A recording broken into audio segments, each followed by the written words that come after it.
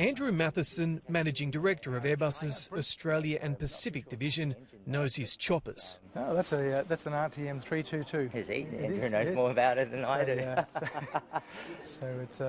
These engines are actually repaired down in Bankstown. The Aeronautical giant's Brisbane hangar is full of military hardware. Here in Brisbane, this is the home of Tiger. This is where the Tigers were originally built, right here, in fact, in this hangar.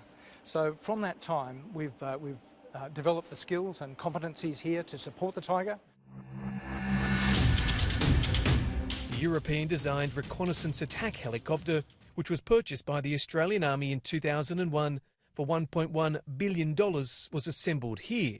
The Tiger has had a vexed life.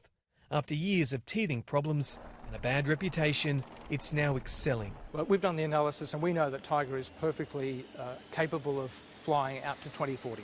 For me, now is not the time to replace Tiger. Now is the time to invest in Australian jobs and make Tiger as a capable aircraft as it can be. While the Tiger is only halfway through its life and a quarter of the way through its flying hours, the Defence Department is determined to replace it. Defence Minister Linda Reynolds telling Sky in a statement, Project Land 4503 will develop options to replace the existing 22 Tiger helicopter fleet with a proven, mature, off-the-shelf armed reconnaissance platform to meet the ADF's future capability requirements.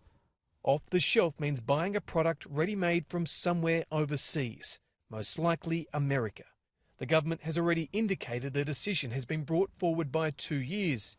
It's expected the all-powerful National Security Committee will in coming weeks consider the purchase of 29 American Apache attack helicopters for roughly $4.5 billion. Even though no official tender process has begun, a process that wasn't supposed to conclude until 2022. Do you think you're being dudded here? We just seek a fair go. Our primary objective is to be able to compete that tender and present data to allow Defence to do their due diligence. Airbus believes it can save the taxpayer $3.5 billion by sticking with its Tigers and save the loss of hundreds of Aussie jobs, which will likely begin to axe after Christmas when a decision is announced. I'm concerned for our employees. I'm concerned for the people that come to work every day to try to make Tiger as good as it can be. And that uncertainty is creating friction amongst our team. France, Germany and Spain have all written to the government requesting we'd stick with the European-designed Tiger. Despite repeated questioning, our government won't say if positions are already being sought to train Aussie pilots at the Apache training school at Fort Rucker in the United States. The minister only telling Sky a replacement for the Tiger was not discussed during AUSMIN 2020, when the Defence and Foreign Ministers met with their US counterparts in Washington.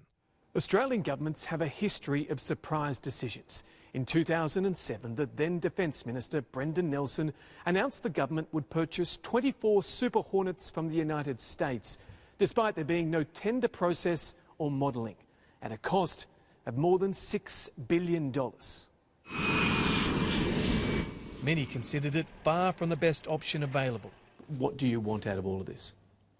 I want a fair go. I want Airbus to have the opportunity, along with other industry players, to compete Land 4503. But when defence mixes with politics, camouflage is everywhere. In Brisbane, Jonathan Lee for Sky News.